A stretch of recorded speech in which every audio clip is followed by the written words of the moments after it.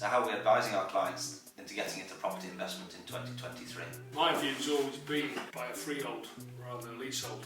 If you're investing, you own the freehold of a property, as you well know. You control it. So if you want to paint your front door green, you paint your front door green. If you buy a leasehold, you're governed by the management company and you've got all the rules and regulations. You get somebody living up above you who's causing noise and nuisance. That upsets your tenant leaves. You own the whole house, you control it, you can dictate what happens and what goes on. So I'd always push to buy a freehold. Particularly with residential property, a lot of it in Harrogate and everywhere was converted in the 60s, where regulations weren't, building regulations weren't what they are, and certainly noise and other regulations weren't what they are. So it's fine if you're living in your house and it's your children running around upstairs, you can kind of cope with that.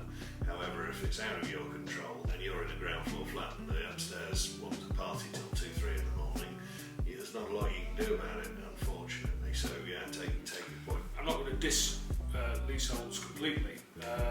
You get an opportunity to buy a block, buy 3 apartments where you control the whole lot, then yeah, that works. Commercially, we've been telling our clients to target secondary retail because despite the perception of the retail market is poor still, we're still seeing great demand from tenants. As and when stuff comes up to let, we let it pretty quickly. You look at Colbath Road, Kings Road, thriving businesses, and I think a lot of that is perhaps a bit of a hangover from what that COVID did, was force people to have a look at their lives, and were they happy doing the 9 to 5 in the office or whatever it was.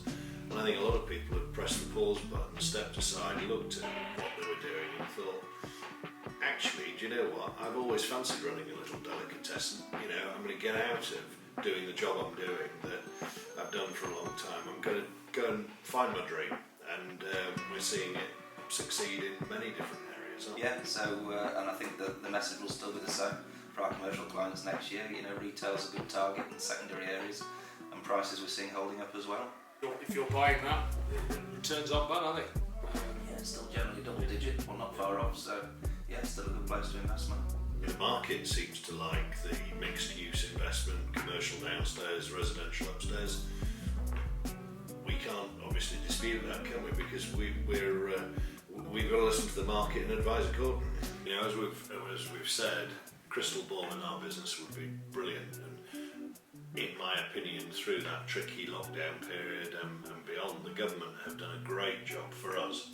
They've really looked after the property buying public, be that land, be that whatever. Current situations to buy agricultural land, inheritance tax proof, and we've seen a lot of people looking at woodland, looking at arable land, agricultural land, grazing land, because of that very purpose. You put £1 million into land, you hand down to your offspring £1 million on your death, whereas if you own it in property, they're only getting 60% of it, 40% going in tax. Obviously there are ways around it, trusts, etc, but in basic terms, what of course we don't know is what's going to happen in the future and what government policies will be. So it's hard to advise somebody for something 10 years down the line, or 20 years down the line, or 100 years down the line, whatever that figure may be. But right now it's a great thing to invest in.